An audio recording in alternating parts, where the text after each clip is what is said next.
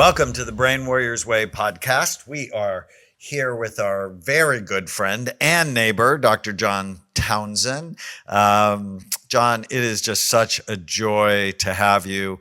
John is a New York Times bestselling author, a business consultant, a leadership coach, a psychologist who's written over 30 books, selling 10 million copies, including his mega bestseller, Boundaries, and his newest book, People Fuel.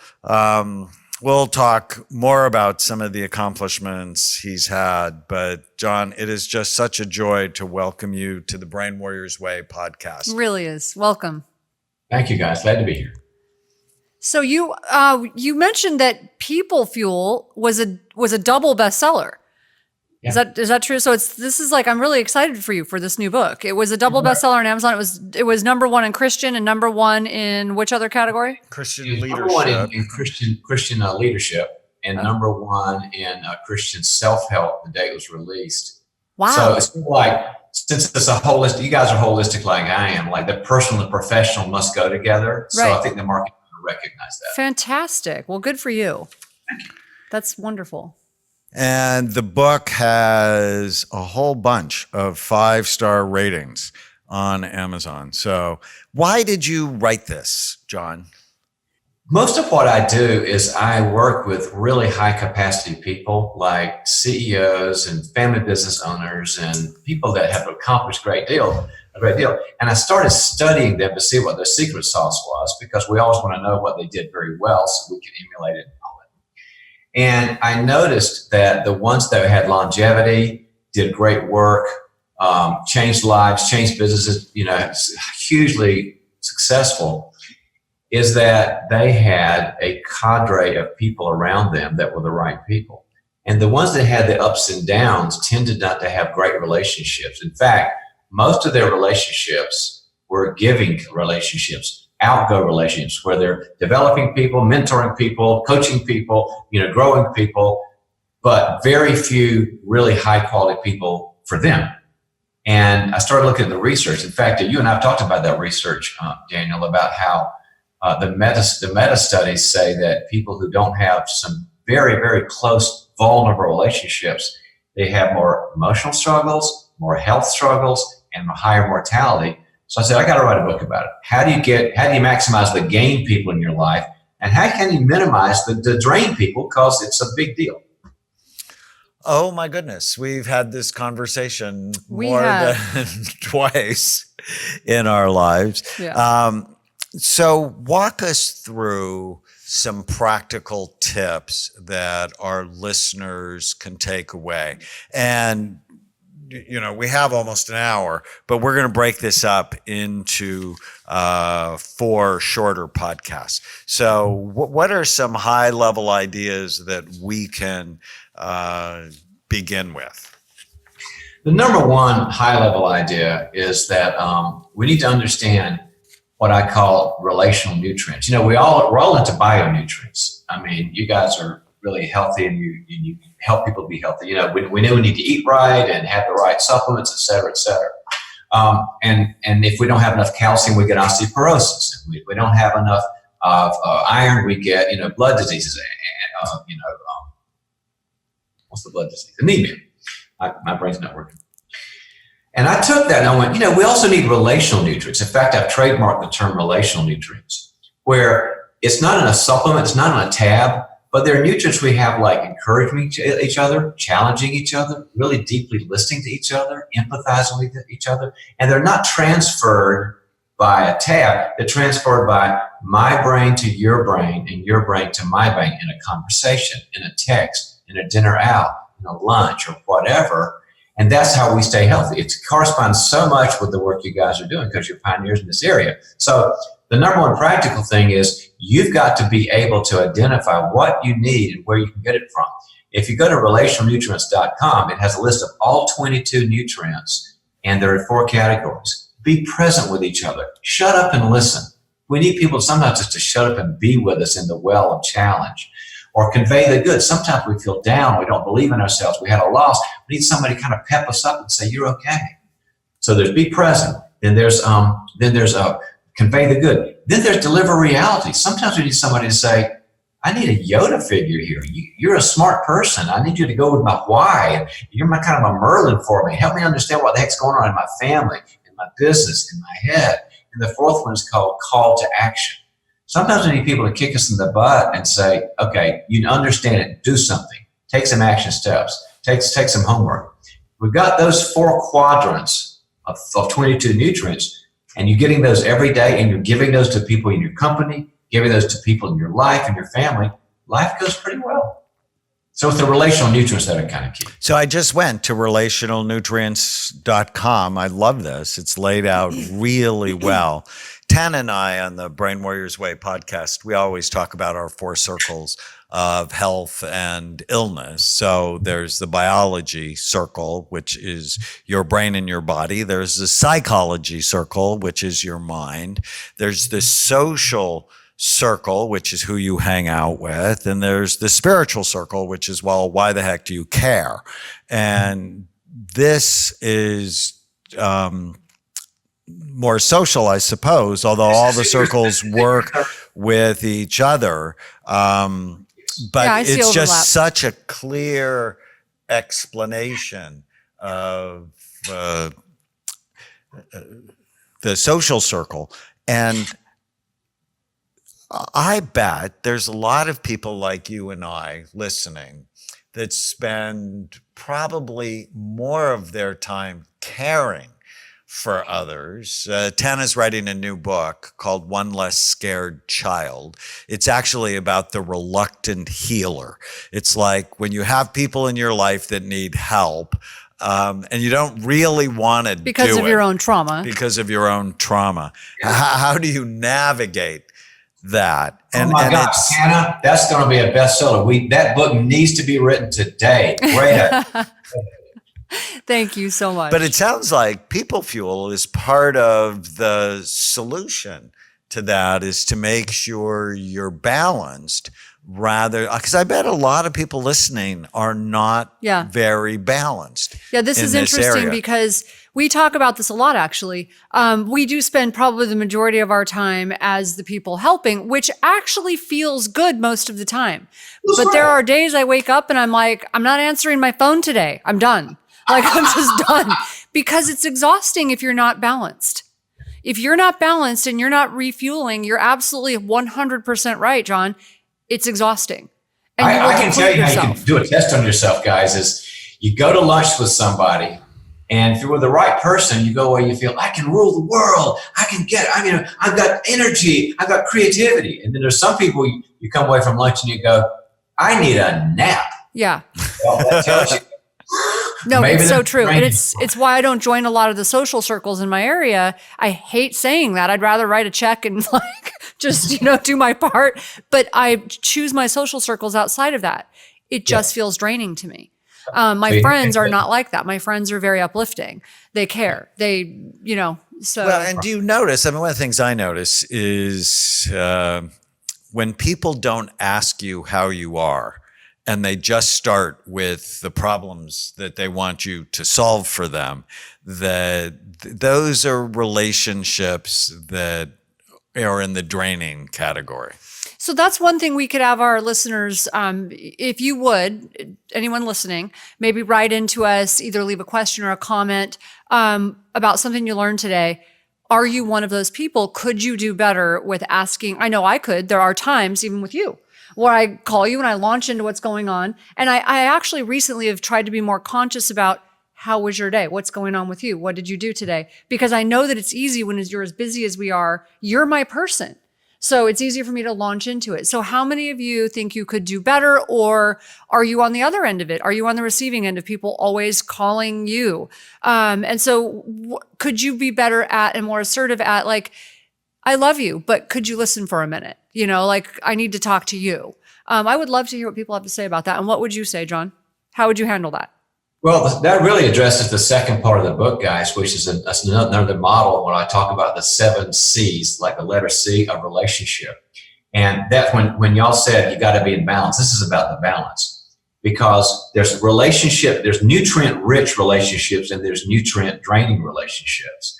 And when you go through the 7 C's, it makes sense. The highest is coaches. We need people who can like cheer us on. They've done the 10,000 hours. They know music well, or they know athletics well. That I've got a coach who's my trainer. I mean, I know I need to fire him, but you got people in our lives that they're spiritual coaches, emotional coaches. They're very high nutrients because we pay them, right? And they're experts. Then we've got comrades, and comrades are those people we go through life with. Like you talked about how your friends are so uplifting for you, Tana.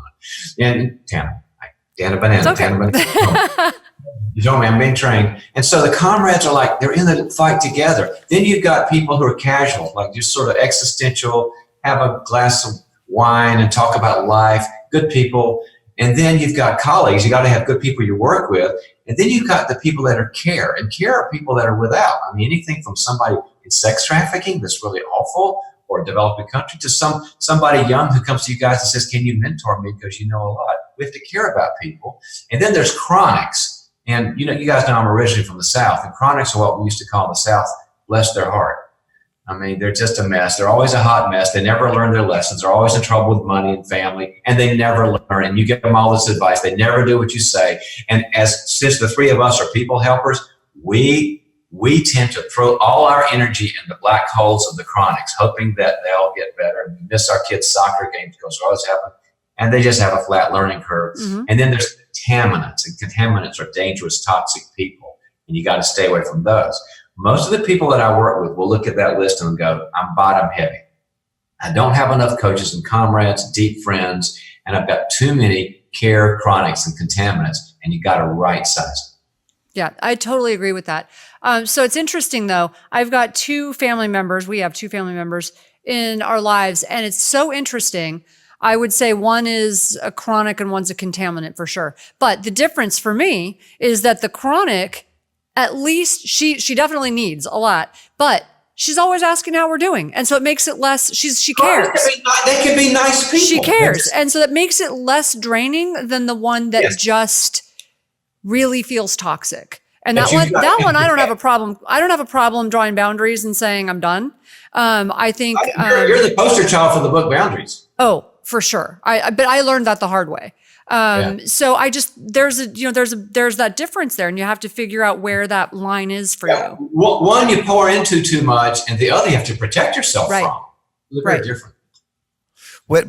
Before we stop the first podcast, can you, in 2 paragraphs, summarize boundaries? So, because I think all of our listeners that was an amazing book. Read that book. Even though it's an older book, it's just a classic. It's one everyone should have. Peter and I rewrote it. It's new now. Oh, I love that book. Years ago, we did an updated version because we're not talking about 8 tracks anymore in the book. Yeah, and my biggest sadness is someone didn't give that book to me when I was 16.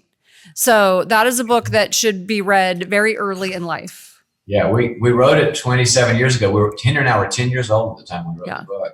And give us a summary so people know they should go. The best way to understand it, Daniel, is a boundary is a property line. It says, this is my life, just like in my house or my apartment or my yard. This is everything in here, which is my time, my energy, my feelings, my gifts. Everything here I'm responsible for. And then I'm responsible to help other people. But responsible for means this is mine. Yep. Responsible to means I'll help you out, but I got to protect mine. And we get in trouble when we go to those people in our lives that say, oh no, my happiness is your problem. Yep. My money problem is your problem. We have to go, I'm sorry, I'll help you, but that's ultimately, I'm not responsible for that. Right. Territorial line, I'm a nice person, but I have to draw a property line. Yeah. I could not agree with that more. And one thing is that why you kicked me? That's why I just kicked you, yes. Because I'm very, very clear, just after years of therapy and a lot of heartache, that I know where my responsibility lies, and I don't want my daughter going through what I went through. And if it means saying no and turning people away to make sure she doesn't go through what I went through, c'est la vie. That's what's going to happen. I will do my best to help you, but this is what I'm responsible for, first and foremost. So that's what's going to happen. The rest of you will have to come second. So, all right. Well, what one thing did you learn during this podcast?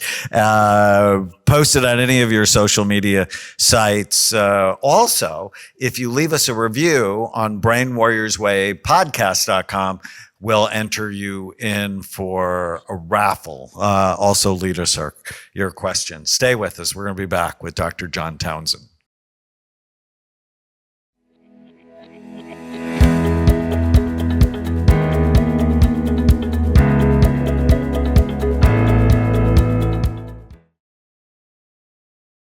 Welcome back. We are here with our friend John Townsend. We are having so much fun, as we always do.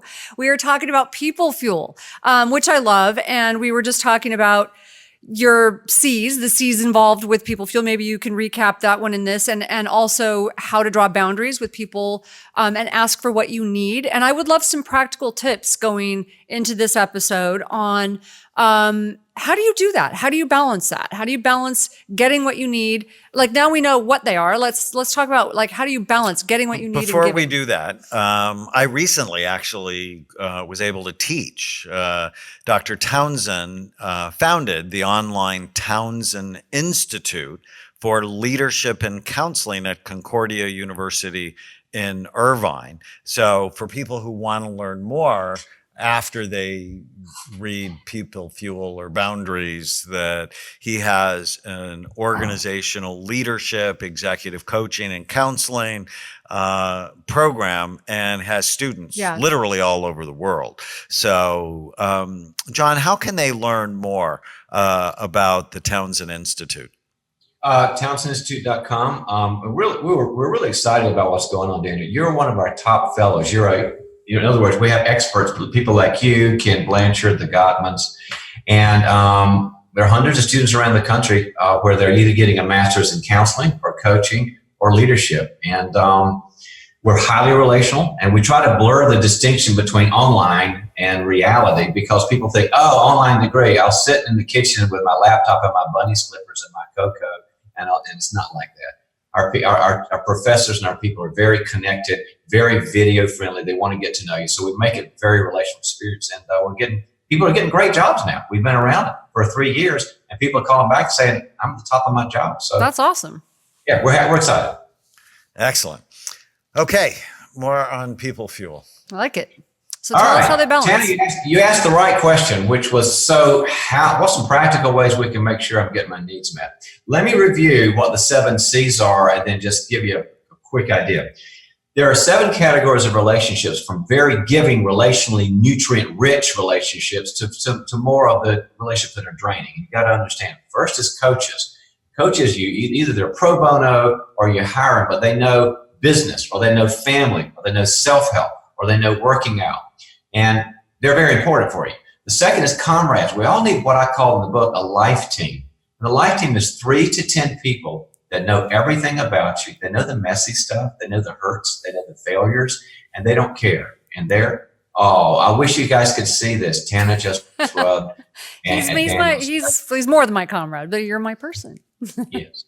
That's so wonderful. It's so cool that you guys can rub each other's shoulders, and she can also kick you under the desk at the very same time. In the same podcast. I just got thrown under the bus. In the same that's true love. So we all need 3 to 10 deep comrades that know everything about us and love us, and they'll tell us the truth, but they would never judge us. Thirdly, we need good casuals. Your next door neighbor, somebody whose kids play soccer with your kids, and you just hang out with them. You go to go watch TV. They're just nice people. We need positive people. The 4th category is colleagues, because we all need hot worker bees around us that are relationally based and smart. The 5th category is care. We're called to care.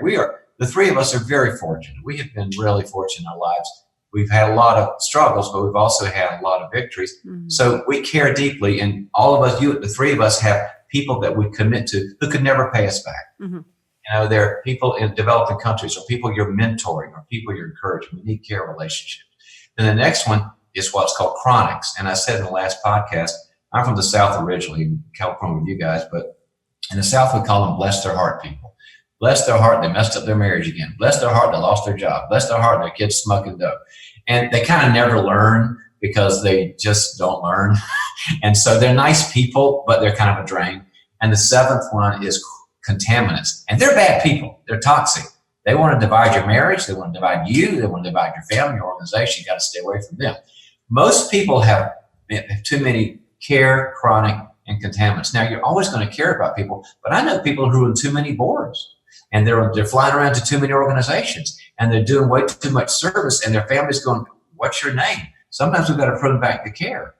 Chronics, you can't have that many in your life. I've had some chronics. When I wrote the book, I realized I had somebody I was meeting with every 2 weeks for Starbucks. I made it like, let's make it 2 or 3 times a year, because they weren't doing anything I said anyway. Chronics, set boundaries, and you got to have more of the coaches and comrades. So the most practical thing, here's the number one practical thing we got from the book, is if you want to right size this so you don't have too many of the drains, you must first beef up the coaches and comrades. You can't prune back the bottom until you have the strength and the energy and the positivity to say, I like that. Yeah. So find that coach or coach. I've got 3 coaches now, and I'll be coached the rest of my life. See, me too. I'm like that. I love coaches. I go to seminars. I do all sorts of things because you know what the research is. I have mentors. Harvard Business Review says that your coaches will bring you an average of 300% of what you pay for it. And that's been my experience. Yep. It's a good investment for me to be coached in emotional life, spiritual life, business life, all that stuff. So get a coach. If you don't have any money, go to a church and say, do you have people who can mentor me? But there's people who can mentor. And secondly, get that life team together. Get a few people around and say, I got to be intentional about my growth. And you're a good person. We've got good values. And I want you to be a person that goes through life with me and supports me. That will help you start right sizing. The number one thing. So I love that. So 2 things popped in my head. Number one, and I actually learned this from some of my work going through therapy, and boundaries, because you talk a lot. I mean, your book Boundaries is amazing. And I am certain that you go through a lot of boundary work in this book just because I know you. So I learned this, that when I'm helping someone, whether they're care or chronic, whatever, I don't have contaminants in my life. I am good at getting rid of them now. But when I have a care or a chronic in my life that I have chosen to help for whatever reason, I have a rule. I'm not going to be more invested than you are. That's just going to be the way it is. I need to see you being more invested than I am. I will be here for you. You've got to show me you're invested. I have the same rule with my daughter. I'm not going to be more invested than you are. So if I'm doing something to help you, you've got to be invested or I pull out. That's it. You know, we call it in business, do you have skin in the game? Yes, they've got to have skin in the game. So I do that whether it's nutrition, whether it's parenting, whether it's helping someone. That's one thing. The other thing you said that was so important, the mentoring, people think they have to pay a lot of money for coaches. Now, I love going to seminars. For me, skin in the game when you're at a certain level might be money, but it may be, because it's important then, and you've got skin in the game. But for some people, and you don't have to have that. Skin in the game AA is built on that premise, right? You've got a sponsor. They hold you accountable. It's really important, and it's free. So there are free mentors. The Brain Warriors Way podcast is coaching. There's all kinds of ways to do it. It's a form of coaching right now, what you guys are doing. Right. Yes. It's important. So I love what you said. The first practical step is to get more coaches and comrades. So at some point you have to inventory the people in your life. And is there a way in People Fuel for people to do that? Yeah, because everybody calls after they read the book and they go, now what do I do? 1-800-FRIENDS, how do I do this? And so I put together a system in the book that's very, very practical. I tell it, look, if you don't know who the people are in your life and who would be a good life team member, do this. We all go to Microsoft Outlook contacts. We all have contacts. And there's somewhere between, I think, 700 and 5,000 contacts in your contacts list. And I've done this to myself because I wanted to see if it worked. It does. Give yourself like an hour and a half, and just go through that thing and think, who would be a really cool person? I need 3 to 10 people that would have shared values and have a lot of grace for me and never judge me, but kick me in the butt when I need it, and listen to me. And can they be vulnerable? And can I be vulnerable? And all this. And you go through the list. Oh yeah, I haven't seen her for a while. She'd be good. And then, oh, he's in federal prison. Maybe that's a bad idea. So you go through the whole thing. And at the end of the time, you've got, say 25 names, and you go, oh my gosh, they'd be good potentials. And then you go on the recruiting process, and here's how you do it. You call the first one up that looks good, and you say, hey, I haven't seen you for a while. Let's grab lunch. And you grab lunch, and you have a great lunch, but you do this. You take one small vulnerable step, just one, Not a big one, not like I'm suicidal or I don't have a life. Small one, like, our kid's acting up and it's kind of frustrating. Or I'm kind of, my spouse and I are kind of upside down right now. It's kind of a bad season. Or my job's kind of struggling. They're not huge vulnerable, but vulnerable. And that person will do one of three things that will tell you if they make it to the next lunch, if they qualify. First thing, first response will be like this. Well, the weather around here is just amazing, isn't it? Mm-hmm. What are they telling you guys? They don't want to do it. I can't go there. I'm just going to change the subject. Okay, nice person, not the life team.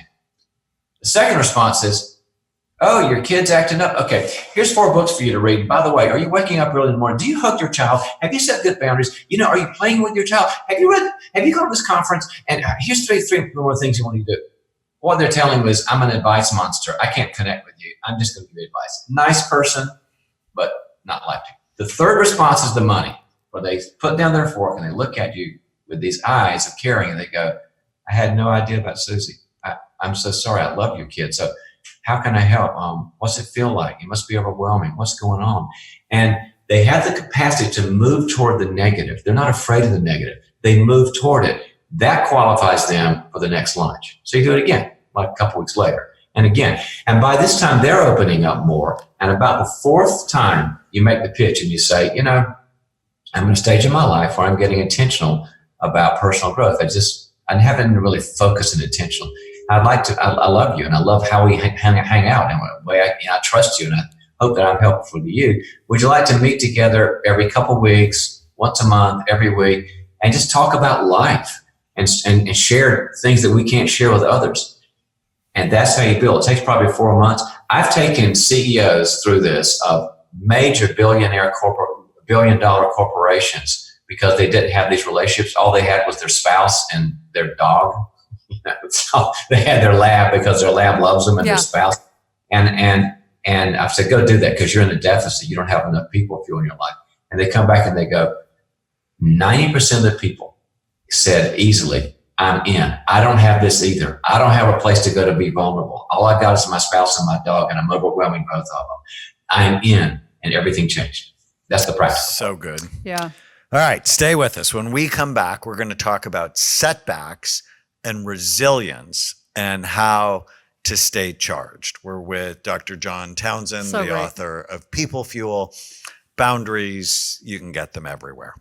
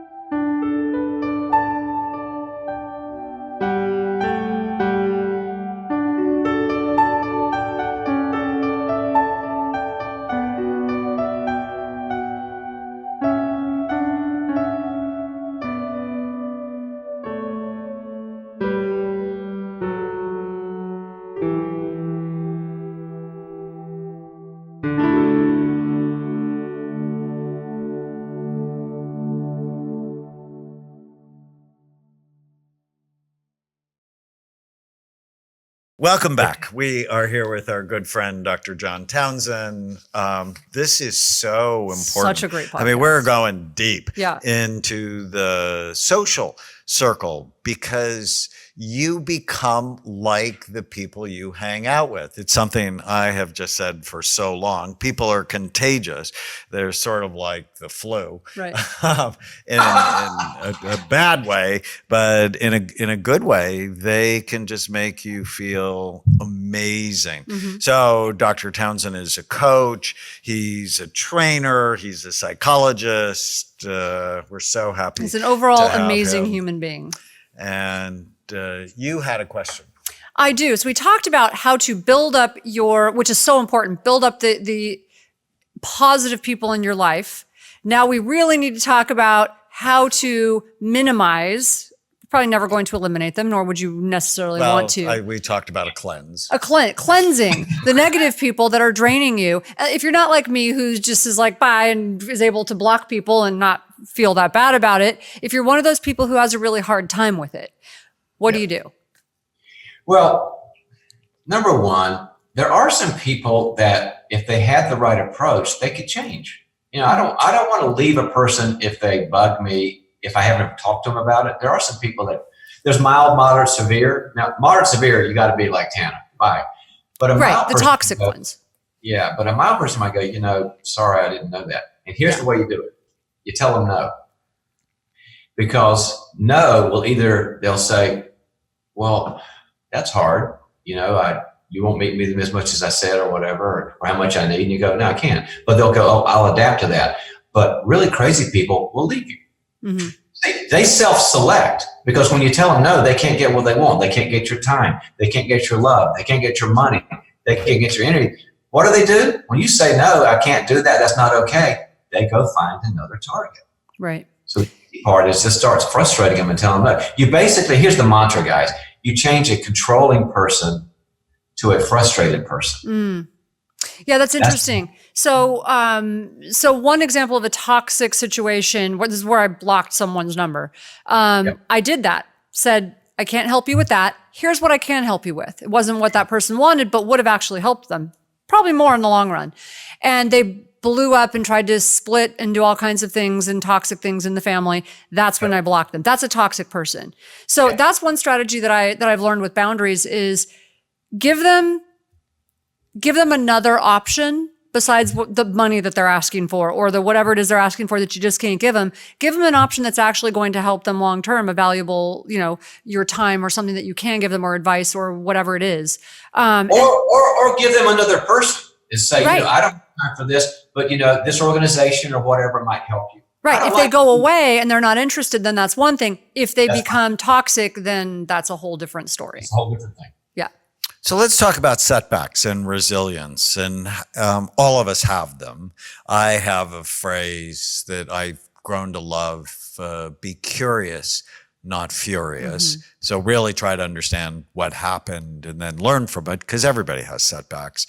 But in People Fuel, you talk about that. Say more about setbacks, resilience. Well, it's like you said, Daniel, you can expect those. We've got to get the idea out of our heads that this is going to be a smooth track. And most people kind of get that there's nobody that's been successful without hurts or failures or whatever. And so in our world, the world of psychology and psychiatry, we call that normalizing. You have to normalize the fact that life's going to be that way, which means adaptation. Really, really, smart, successful people are always adapting and going, what I learned from that, let me get my team around, let me process it. The money thing went south and I had a great idea, but we lost a lot of money. Okay, what did we learn from it? Mm-hmm. Or my relationship really, really went upside down. And the best thing you can do, the number one thing you can do is first ask yourself this question: what did I contribute? Mm-hmm. Before we go into this lane game, I'm around crazy people and blah, blah, and the economy's bad and global warming. Number one thing is, what did I contribute? I was working with some high-level couples recently. I was doing a retreat with their relationships and they want to be better, but very, very successful people. And I said, look, let's talk about you guys. And one thing my requirement was with them when they start talking about their marriages, before you tell me how crazy she makes you or how crazy he makes you, what's your contribution? And they kind of had to struggle with it about like, well, I'm much more in touch with how that person makes me crazy. I said, no, you are. But start thinking, are you sometimes Do you stonewall sometimes? Do you shut down sometimes? Do you blame sometimes? Do you get controlling or rigid? Or do you act like a victim?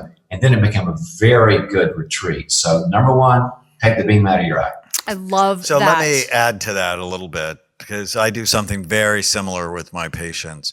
And it actually, I'm a child psychiatrist as well. It started with kids because I get these terribly oppositional, defiant children, and they'd be blaming, everybody else.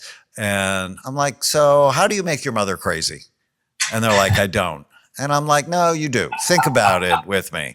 And they become very creative and insightful.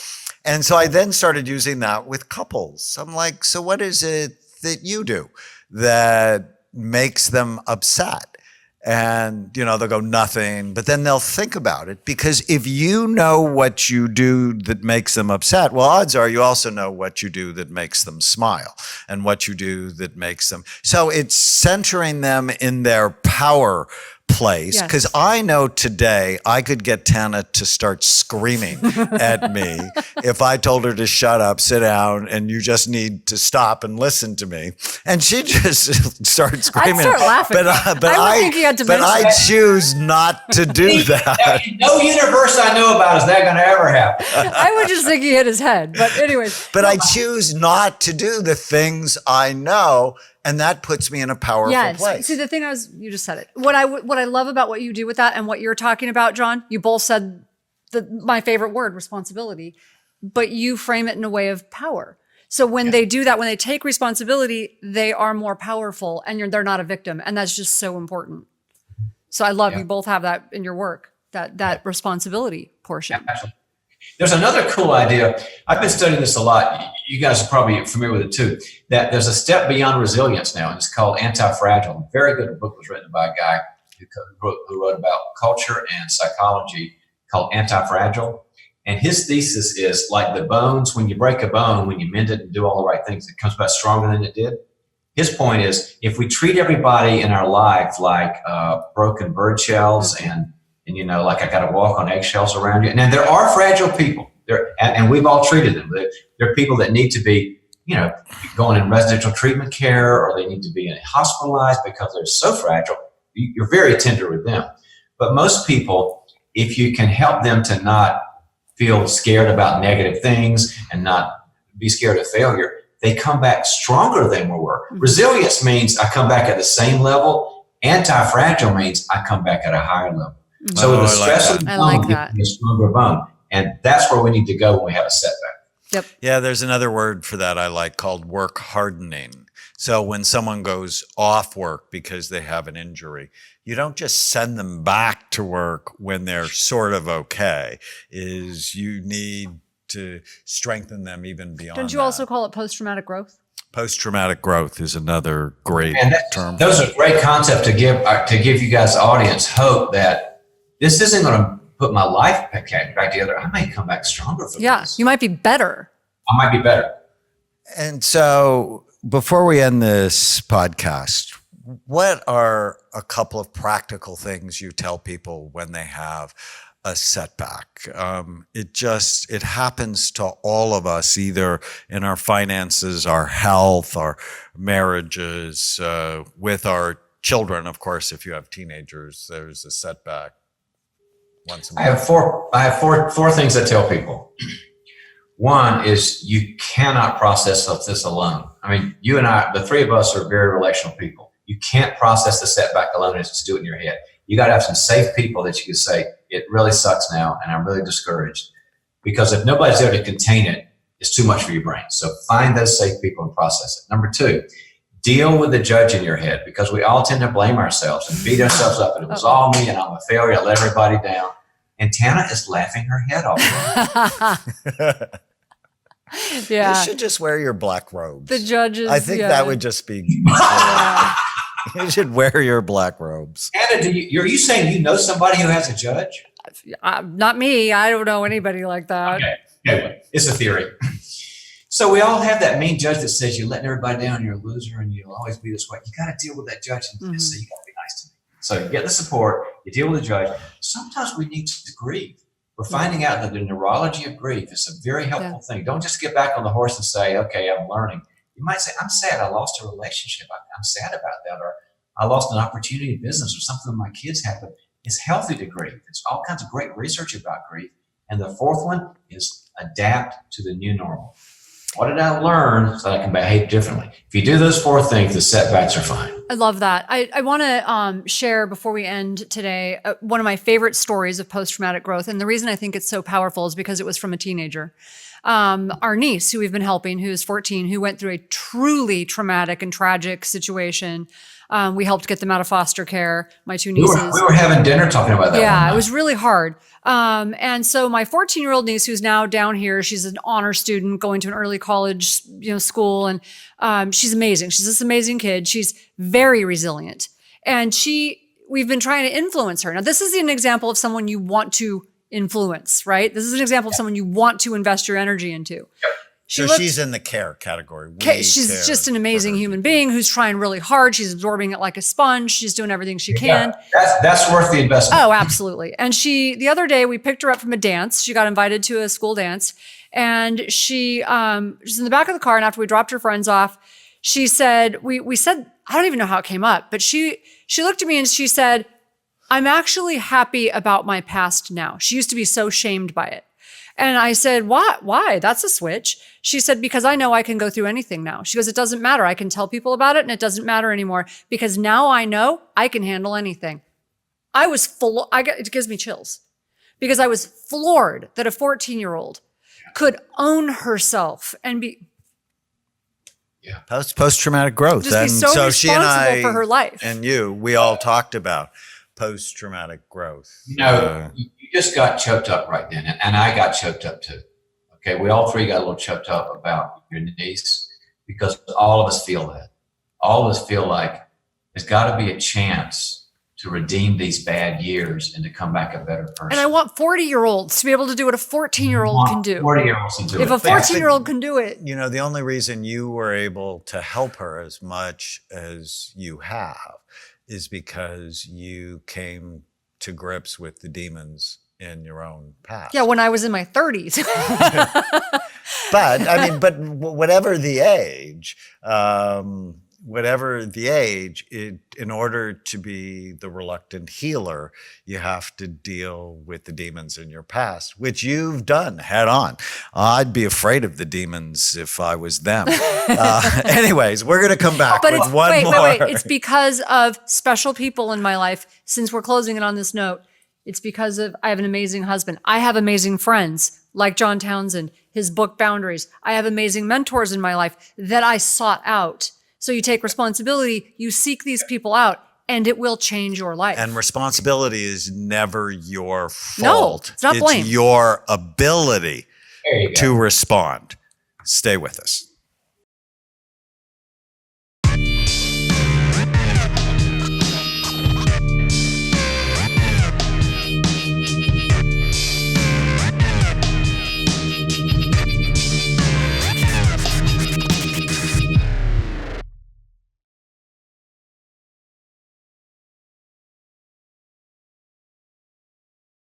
Welcome back. We are still with our friend John Townsend. This has been such a powerful week, such an important week. I'm so excited about your book, People Fuel. Thank you, John, for being with us. Wow, the last episode I just think was so important, talking about responsibility for your own life, the ability to respond, not taking blame necessarily, but being able to be in your place of power. I just love it. And in this podcast, we're going to talk about resilience. Let's talk about how you bounce back from some of these things. Some of us have been through a lot. So what about resilience? Well, before we do that, if we would dearly love if you'd leave a question for us or a review on brainwarriorswaypodcast.com. And what's the one thing that you're going to take away from either this podcast or this week of podcasts with Dr. Townsend, and post it on any of your social media sites and hashtag Brain Warriors Way podcast. We would just be so grateful. So this is what I think really floats your boat and my boat. It's not sort of treating mental illness. It's how to make people the best they can be. And People Fuel just contributes to that in a powerful way. So talk to us, John, on your thoughts about resilience. You mentioned making people the best, and that's why I'm so excited about a thing called optimization. Because in our world, we call it pathologizing people. If all people think about is their depression, their anxiety, and their drugs, which you have to deal with, then they never get to the level of, I want to be optimized. I've got 12 cylinders in my head, and I don't want to burn all the cylinders. It's about being the best you could design to be, not just solving the problems. You got to do both. And resilience is a key part of that, because there are setbacks. There are going to be people that are going to let you down, and you're going to let yourself down. And when that happens, you've got to have some strategies in mind. What I always tell people is, first thing you got to do, you have to evaluate the severity of the setback. If it's like, well, a guy flipped me off on the freeway and gave me a bad day, all right, okay, sorry about that. But that's not going to change your life unless something wrong. Unless you chase him. I've had patients who've chased them and ended up arrested. So I would say that's about it. Yes. But then there's, somebody left me, or I lost a lot of money, or I had a big health thing or whatever, and somebody in my family went upside down. Those are really matters of gravitas. That means you got to come to the conclusion. Number one, I have evaluated that it's serious. You got to evaluate serious. Number two, you got to say, how much was me? How much was somebody else? And how much was the fact that the world doesn't work right? I've got to parcel this out. I got to own, we talked about it earlier podcasts. I got to own my part and change. Maybe my attitude, maybe my behavior. I've got to call some people to task and either correct what went wrong, or maybe they're not right for me. And thirdly, was it just some bad circumstance? Was it a disease or a tsunami or something like that? And I just got to be sad and adapt to that. That gives me some tools to deal with the problem itself. The next step, though, is I've got to realize I cannot solve all my problems on my own. I start the book off in People Fuel, and I was working with some leaders in a high-level strategic retreat. We went away to a cabin for a weekend. And I said, what do you guys need to be successful? They said, vision, alignment, strategy, resources, product. I said, great. Here's the other thing you need. You need to need. And they went, what do you mean? I said, you need to need. And they said, we already told you what we needed. We got the right retreat leader here. What's wrong with you? And I said, you got to need each other. And I don't mean need each other like give me a cup of sugar or let me borrow your car. That's what we call functional needs. You need to need other people inside you, people that you can trust. Like I'm watching you guys on the video we're doing for your podcast, and you guys will touch each other's arms. Mm-hmm. It's kind of like, I'm there for you, you're there for me. It's just a beautiful thing. You need a few people in your life to be that, because life is too hard to go alone. So who do you find that can say, I can bear this with you? Because if I can bear this with you, I've still got to solve my own problem, but at least I've got support around me. Mm-hmm. Those are how the resilient people sail right through. So sort of like a rising tide floats all boats. Yeah, rising tide floats all boats. Yeah, so you surround yourself with people who help you to rise. And then when it's their turn, right, and they have a really crummy thing, you say, hey, let's go have lunch because you were there for me. Right, it needs to be reciprocal. Yeah, I agree. I like that. Well, so you can categorize the people in your life and then fill in some of the deficits. Mm-hmm. So help move on. And for some of us, the needing part can be hard. If you've been through a lot where it became hard to trust people, maybe a background when you were a child or whatever, it's difficult to learn to trust people. Maybe that's the work you need to do. And you know, John, your work has been so great in that area of like learning how to, heal some of those broken relationships. But maybe that's your work, is learning how to trust enough to need people again. Yeah. And the problem with that is you're going to have to take a risk to do that. And it could go south. So you've got to be careful about how much they can handle. But my experience has been that once you're done with the crazies, most people feel honored for you to be vulnerable with them. And they'll go, you helped me so much at our lunches and you helped me with my struggles. I feel honored that you even brought that out to me, and I will hold that for you, and I'll be there for you, and I'll be confidential. Most people feel like it's a sign of respect. So when you take the risk, sometimes they come away going, man, that was great. I thought that they would like reject me or gossip about me or judge me. And they just felt more closer to me. I had a conversation like that this morning with somebody. where I talked about a struggle I was going through. And they said, you know what? I feel like you're a better friend than I ever thought you were. So take a little risk and see what they do with it. I find one of the reasons that people struggle in relationships is they're conflict avoidant and they have social anxiety. And so they tend to keep people around longer than they should because they recriminate themselves about the relationship rather than taking sort of an honest look. Mm-hmm. So I used to have a really hard time firing people. And, when you're the CEO of a company that has 200 employees, not everybody fits. But if you're afraid because you don't want to be a bad boss, you don't want to hurt someone else's feelings, you never want to be a source of negativity or pain for another person, it really can cause you as a leader to become frozen. And Byron Katie's one of our friends. When I had to let someone go, she goes, "You didn't fire them; they fired themselves." Mm-hmm. And just learning how to manage the thoughts around relationships is just so important. I can give you a great skill for your listeners. If it's a scary conversation and you got to say something hard, like either I'm going to let you go or our relationship's whatever, and it's a tough talk, the number one thing that I tell to take people through is a role play. I like it. You get together and you have the scary conversation, kind of script it out, what my points are, why I'm saying it, what the conclusion is, and you feel all the anxiety when you're role playing, like, oh my gosh, they're going to hate me, or they're going to take a machete and cut my throat, or whatever we're afraid of. And then you get through and you go, whew, I survived that. And then you're much more equipped to go into the conversation and hold your own. Role plays are very powerful. I like that. I like that a lot. What else? Final thoughts before we have to wrap up this week. You have just been such a treasure for us. Well, yeah, we are good. We're good partners here. Yeah. I have a model that I talk about.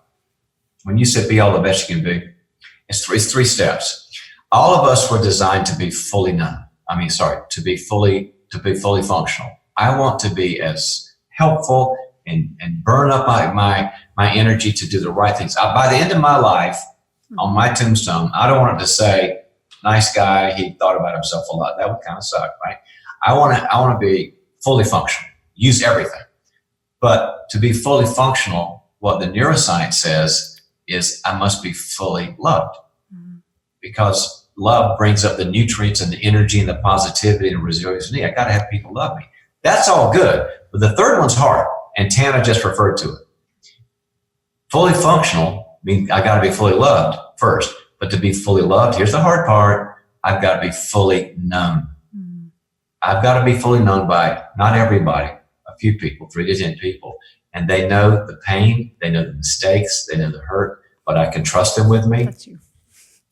See? Yeah, that's him. Yeah. And so when I get fully known, then I know that I'm fully loved, then I can be fully functional. I don't want to go through life being 2/3 known, because that makes me 2/3 loved. That makes me 2/3 functional. I want it all. So you got to start there. I love that. I just want to say that does come with a warning label. If it's a psychiatrist that you get involved with that fully knows you, they're going to push you way past your comfort zone. Oh, yes. Pretty soon everybody's going to know you. One less scared child. Tana's in the middle of writing it. Well, John, we are so grateful for your time, for your friendship, for your love. You are amazing. For your new book, for Boundaries, for all the work you do. How can people learn more about your work if they want to connect with you and your work? drtownsend.com, drtownsend.com, Daniel. It has everything about the Institute if somebody wants an academic degree, but some people just want a professional training. We have a leadership group called Townsend Leadership, where people can get into small groups with other high-level people and learn their EQ and learn their strategies. Oh, nice. So we have both the professional end and the academic end. One of the things I love about retreats and courses like that is, and I've always had this, well, not always, since I went on this journey to heal my past and improve myself. Just like we always talk about, you become like the people you surround yourself with, and magic happens. When you are with a group of people trying to work on something, magic happens. It's just amazing. And it doesn't happen in baby steps. It's like it happens exponentially. It's really cool. Two heads are better than one. Yeah. All right. And Thank you, 50 my friend. All right, guys. Take care. Bye-bye. If you're enjoying the Brain Warriors Way podcast, please don't forget to subscribe so you'll always know when there's a new episode. And while you're at it, feel free to give us a review or 5-star rating, as that helps others find the podcast. If you're considering coming to Amen Clinics or trying some of the brain healthy supplements from BrainMD, you can use the code podcast10 to get a 10% discount on a full evaluation at amenclinics.com or a 10% discount on all supplements at brainmdhealth.com. For more information, give us a call at 855-978-1363.